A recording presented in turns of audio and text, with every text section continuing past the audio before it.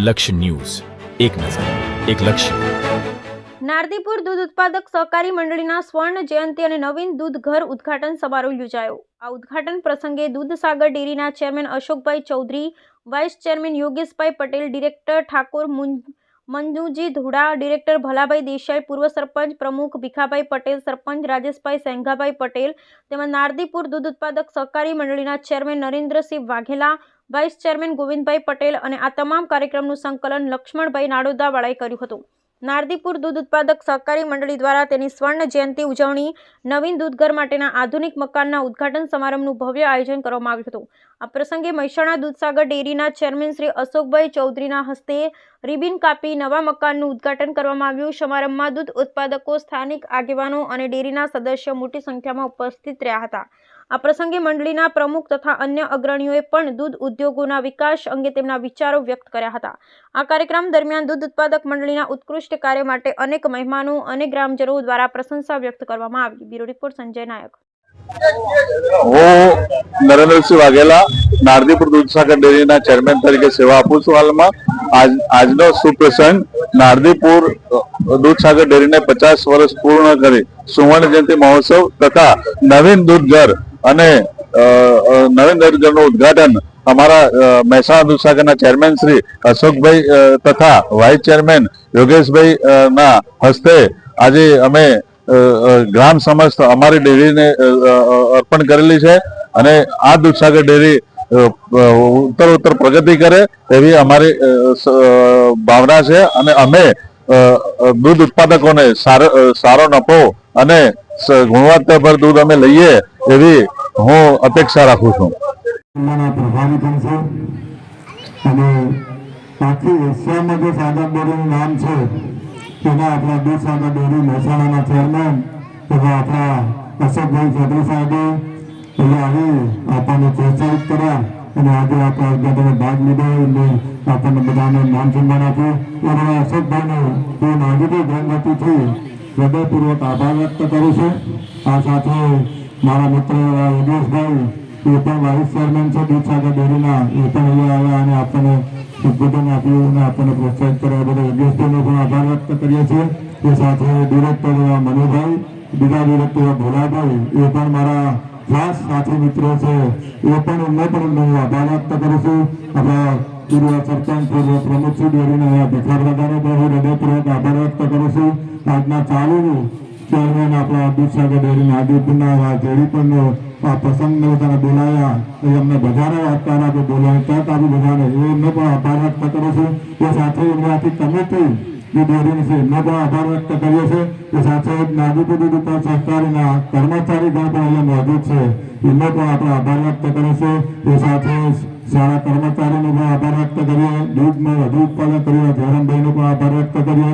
તમારા સાથી જયરામભાઈ પણ અહીંયા ઉપસ્થિત છે, જ્યારે જ્યારે પણ જરૂર હોય ત્યારે ઉભા જેવા જયરામભાઈનો પણ આભાર વ્યક્ત કરું છું.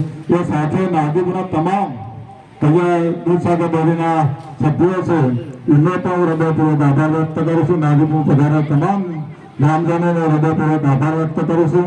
આ સાથે મારા અશોકભાઈ વિશે બે શબ્દ કહેવા છે. અશોકભાઈ જ્યારે નારદીપુરમાં જૂની ચાલતી હતી જે અગાઉની સરકાર દૂધસાગર ડેરીમાં એટલો બધો ભ્રષ્ટાચાર વધેલો, એ ભ્રષ્ટાચારના નાથવામાં અમે બધા સાથે મળી. અશોકભાઈ જ્યારે નારદીપુરમાં 2-3 વાર આવ્યા છે, મારી ઓફિસ ઉપર ઘણી વાર મિટિંગો પણ થઈ અને તન મન ધનથી એમને સાથનો સહકાર આપ્યો. સાહેબ એટલા માટે સાથનો સહકાર આપ્યો તો આજે એનું પરિણામ આખા દેશની અંદર ફર્સ્ટ નંબરની તો દૂધસાગર ડેરી લાવ્યા હોય ને તો અશોકભાઈ લાવ્યા છે. એમને એમના ટોટલ એમની આખી ટીમ જબરદસ્ત વહીવટ કર્યું. કારણ કે હું તો નજીકથી ઓળખું છું, કારણ કે મારી સાથે રોજ બેસે છે, અમે બધા સાથે કામ કરીએ છીએ. એટલે જય હિન્દ, જય ભારત. ઉદ્ઘાટન પ્રસંગે આપણા વચ્ચે ખૂબ જ એક ખેડૂત પુત્ર ખૂબ જ જે બોલ્યા પછી કરી બતાવવું એ ભાગ્યે જ લોકો કરતા હોય હતા. જે અમારો એજન્ડા હતો એમાં સંપૂર્ણ રીતે અમે સફળ રહ્યા. જે પ્રજા વચ્ચે, પશુપાલકો વચ્ચે બોલ્યા હતા ચેરમેન શ્રી અશોકભાઈ સાહેબ, અને એવા જ આપણા વિસ્તારના ખૂબ જ જાગૃત એવા મહામંત્રી ભારતીય જનતા પાર્ટીના અને દૂધસાગર ડેરીના ખૂબ જ અનુભવ પણ હશે. હું તમને એક વાત કરું દાદા, કે જ્યારે મંડળીની અંદર દૂધસાગર ડેરીની અંદર જ્યારે દર વર્ષે ભાવ ઉનાળાની અંદર વધતા હતા અને શિયાળાની અંદર ઘટતા હતા, પણ અમે નોન સ્ટોપ પહેલા વર્ષથી બન્યા ત્યારથી નોન સ્ટોપ સુધી ભાવ વધારો ગણો અને દૂધના ભાવ વધ્યા. અમે એને પાછી કોણી નહીં કરી કે 100 રૂપિયા 50 પૈસા હોય તો 100 રૂપિયા 40 પૈસા કોઈ દિવસ નહીં કર્યો. 4 વર્ષથી અંતે હવે વધતા ને વધતા રહ્યા એમ કરી કુલ 1400 થી 1500 કરોડ રૂપિયા હવે પશુપાલકોના ઘરમાં જાય એના પ્રયત્ન પણ કર્યા. અને ખૂબ જ ટેન્ડરની બાબતની અંદર અમે દાદા બિલકુલ તમે પણ જોઈ શકો, અમારું આખું બોર્ડ પણ જોઈ શકે, બિલકુલ નેગોશિએશન ચેરમેનના નીચેની ચેર, બોર્ડના નીચેની ચેર, જે પાર્ટીઓ આવીને જોડે બેસાડી એને નેગોશિએશન કરી ચેરમેન સીએ કી અમે ડિરેક્ટરો કહે કે અમારે ચા પણ તમારે ડેરીની પીવાની છે, બિલકુલ તમે સારી રીતે નેગોશિએશન કરજો. નેગોશિએશન કર્યા પછી ટેન્ડર અમે આપતા હોઈએ છીએ. કોઈ જગ્યાએ આવો 17 સંઘની અંદર આવો કોઈ વહીવટ કોઈ જગ્યાએ છે નહીં. આજે વાસ્તવિકતા કહું છું, હું અંદર છું એટલે નહીં કહેતો, જે મને અનુભવ થયા છે એ કહું છું. બીજું કે અમે સાગરદાનની અંદર પણ ઓનલાઈન રિવર્સ ઓક્શન કર્યા તો હું બીજી ડેરીવાળા પણ ઠપકો આવી છે, અશોકભાઈ તમે આ કેમ કર્યું? કાકા કરવાથી શું થયું કે સીધો ખ્યાલ આવી ગયો બધાને કે ભાઈ આ તો સાગરદાનની ખરીદી આટલી નીચી થાય છે અને બીજી ડેરીઓમાં ઊંચી થાય છે, બીજી ડેરીઓને તકલીફ પડે. તો પણ અશોકભાઈ ઘણી વખત ફેડરેશનમાં ઠપકો મળતો અમુક ચેરમેનોનો, અમુક સંઘના ચેરમેનોનો કે તમે આ રિવર્સ ઓપ્શન શું કર્યું યાર. એટલે એના માટે પણ અભિનંદન અશોકભાઈને આપું છું. અને સિવિલનું કામ, પાવડર પ્લાન્ટ પણ એવો કર્યો આપણે, ખૂબ જ નવી મશીનરીઓ વસાઈ, જે 50-60 વર્ષથી નથી વસાઈ એ વસાઈ પણ આજે દૂધ ઘર આપણું મહેસાણા દૂધ સંઘ આજે ખૂબ સરસ કરી દીધું છે. ઉદ્ઘાટન પ્રસંગે અને મંડળીને 50 વર્ષ થયા એની ઉજવણીના પ્રસંગે આપણી વચ્ચે ઉપસ્થિત અમારા માણસા વિસ્તારના ડિરેક્ટર, પ્રદેશના કિસાન મોરચાના આગેવાન અને દૂધસાગર ડેરીના વાઇસ ચેરમેન ભાઈ યોગેશભાઈ પટેલ, આ વિસ્તારના ડિરેક્ટર કરોલ વિભાગના ભાઈ મનુજીભાઈ ઠાકોર, જે આપણા કરોલ તાલુકા ભાજપના મહામંત્રી પણ છે, એમની સાથે અમારા દુડા ડિરેક્ટર ભાઈ ભોલાભાઈ દેસાઈ, ગામના વડીલ આદરણીય ભીખા કાકા, મંડળીના અધ્યક્ષ ભાઈ જેડી, ઉપસ્થિત સૌ મહાનુભાવો, ગામમાંથી પધારેલા સૌ વડીલો, ભાઈઓ અને બહેનો, સૌથી પહેલાં તો આટલું સરસ મકાન બનાવ્યું અને બલ્બ કુલર પણ લગાવ્યું છે, એના માટે મંડળીની કારોબારીને એના પ્રમુખશ્રીને લાખ અભિનંદન આપું છું. મિત્રો, આપણે સૌ જાણીએ છીએ કે પશુપાલનના ધંધાને વેગ મળે એટલા માટે આપણી ગુજરાત સરકાર અને આપણી ભારત સરકાર પણ અલગ અલગ યોજનાઓ ચલાવે છે. મારે આપને જણાવવું છે, આજના દિવસે આભાર પણ માનવો છે આપણા મુખ્યમંત્રી ભૂપેન્દ્રભાઈ પટેલ સાહેબનો, કે મકાન જે બન્યું છે મકાનની અંદર આપણી ગુજરાત સરકારે આપણને મકાન બનાવવા માટે 5 લાખ રૂપિયા અને ગોડાઉન બનાવવા માટે 5 લાખ રૂપિયા, એમ કુલ મળીને 10 લાખ રૂપિયા જેટલી સહાય આપણને ગુજરાત સરકારે આપી છે. તો આપણે એમનો આભાર માનીએ છીએ. મંડળીમાં બલ્બ કુલર લાગ્યું છે. આ બલ્બ કુલરની અંદર પણ લગભગ 4,80,000 રૂપિયા જેટલી રકમ ભારત સરકાર દ્વારા આપણા આદરણીય પ્રધાનમંત્રી નરેન્દ્રભાઈ મોદી સાહેબ અને આ વિસ્તારના લોકપ્રિય સાંસદ આદરણીય અમિતભાઈ શાહ સાહેબના માર્ગદર્શનમાં આખા ભારતની અંદર આ પ્રમાણે ડેરી ઉદ્યોગને પ્રોત્સાહન આપવાનું જે કામ ચાલી રહ્યું છે એના ભાગરૂપે આપણી મંડળીને પણ 4,80,000 રૂપિયાની સહાય આ બલ્બ કુલર માટે મળી છે. એના માટે આપણે એમનો આભાર માનીએ છીએ. આખા દેશની અંદર સહકારી પ્રવૃત્તિ સુલેફાલે, સહકારી પ્રવૃત્તિ મજબૂત બને એના માટે આપણા આદરણીય અમિતભાઈ શાહ સાહેબ છેલ્લા 4 વર્ષથી ખૂબ આપણે જોઈએ છીએ કે જે કામગીરી કરી રહ્યા છે. સૌથી પહેલાં તો ભારત દેશની અંદર સરકાર જ્યાંથી આપણે આઝાદ થયા ત્યાંથી સહકાર મંત્રાલય અલગ નહોતું, પણ આપણા આદરણીય પ્રધાનમંત્રી મોદી સાહેબ જ્યારે 2019માં ફરીથી વડાપ્રધાન બન્યા ત્યારે એમને લાગ્યું કે જે રીતે ગુજરાતમાં સહકારી પ્રવૃત્તિનો વિકાસ થયો છે અને એના કારણે ગામડાઓ મજબૂત બન્યા છે. આખા દેશની અંદર આવી કામગીરી કરવી હશે તો દેશની અંદર પણ સહકાર મંત્રાલય બનાવવું પડશે.